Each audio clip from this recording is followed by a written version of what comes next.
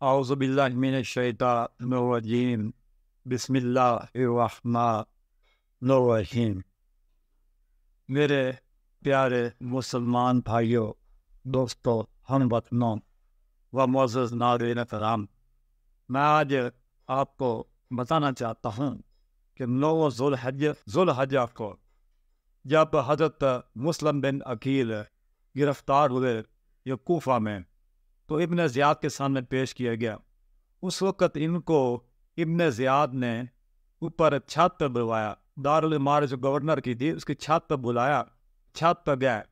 اس وقت ابن زیاد نے ان سے یہ مطالبہ کیا کہ تم ایسا کرو کہ اپنے پیر، اپنے مرشد امام حضرت امام حسین کی احانت کرو، ان کو برا بھلا کہو۔ اگر تم نے برا بھلا کہا تو میں تمہیں رہا کر دوں گا، میں تمہیں معاف کر دوں گا۔ تو دوستو بھائیوں، ساتھ اس وقت ابن زیاد کے جلاد بھی کھڑے تھے جن کے ہاتھوں میں تلواریں تھیں۔ اب دیکھنا یہ ہے کہ اتنی تلواروں کی یہ ایک سائے میں حضرت مسلم بن عقیل نے آپ نے ابن زیاد کو انکار کر دیا اور کہہ دیا کہ میں اپنے مرشد امام حضرت امام حسین کی احانت کو گوارا نہیں کرتا۔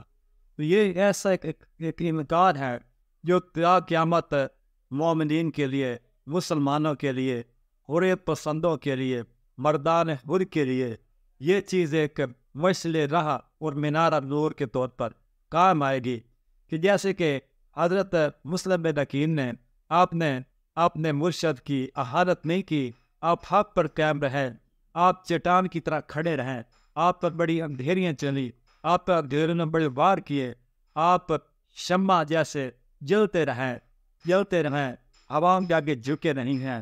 اسی لیے پھر یہ ایک بہت بڑی یہ قربانی تھی۔ اس وقت دوستو بھائیوں، پھر ابن زیاد کو حضرت مسلم بن عقیل کی یہ بات بہت بری لگی۔ اس نے اپنے سپاہیوں کو حکم دیا کہ حضرت مسلم بن عقیل کی جو سر ہیں وہ تان سے جدا کر دیا جائے۔ تو اس ابن زیاد کے سپاہی میں حضرت مسلم بن عقیل کا سر تان سے جدا کر دیا۔ دیکھو بھائیوں، میرے دوستو بھائیوں، اب یہاں پر یہ چیز دیکھنی ہے کہ جب انسان ایک کسی کی گرفت میں ہوتا ہے، کسی کے پنجے میں ہوتا ہے، کسی کی قید میں ہوتا ہے، انسان کتنا ایک زور ہوتا ہے، کتنا بے بس ہوتا ہے انسان، اس کی بے بسی بڑی دلنی ہوتی ہے، بڑی قابل رحم ہوتی ہے۔ تو یہ حضرت مسلم بن عقیل تھے جو بالکل اس کے سامنے نہیں جھکے اور چٹان کی طرح جمے رہے ہیں، تھمے رہے ہیں، بالکل انہیں متزلزل نہیں ہوئے۔ اسی طرح دوستو بھائیوں، جب حضرت مسلم بن عقیل کا سر تان سے جدا کر دیا گیا تو آپ کے وجود کو یہ کوفہ کے چوک پر لٹکایا گیا۔ جب حضرت امام حسین اپنے قافلے کے ساتھ یہ جا رہے تھے کربلا کی طرف، تو راستے میں ان کو ایک شاعر عربی زبان کا جو کہ بہت مشہور معروف تھا، اس شاعر کا نام فرزدق تھا، اور فرزدق نے حضرت امام حسین سے راستے میں ملاقات کی، راستے ملا، حال احوال پوچھے اور حضرت امام حسین سے یہ پوچھا کہ حضرت آپ کس طرف تشریف لے جا رہے ہیں۔ تو حضرت حضرت امام حسین نے اس سے کہا کہ مجھے اپنے چچا مسلم بن عقیل نے بلایا ہے، لہذا میں ادھر ہی جا رہا ہوں۔ تو دوستو اس وقت فرزدق شاعر نے کہا کہ آپ آگے جانے کا ارادہ ترک فرما دیجیے، کیوں نہ کہ میں ابھی دیکھ رہا ہوں کہ کوفہ کے چوک میں آپ کے چچا زاد بھائی حضرت مسلم بن عقیل کی یہ ایک وجود ہے، یہ دھڑ ہے، سارا لٹکا ہوا ہے۔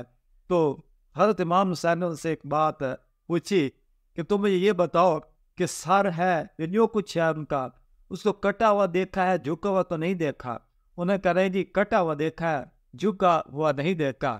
ہونا بھی میرے بھائیوں دوستو ایسے چاہیے، انسان کا سر یہ کبھی باطل کے سامنے جھکنا چاہیے، یہ کبھی بھی یہ مومن کا جو سر ہے یہ کبھی باطل کے آگے آج تک نہ جھک سکتا ہے۔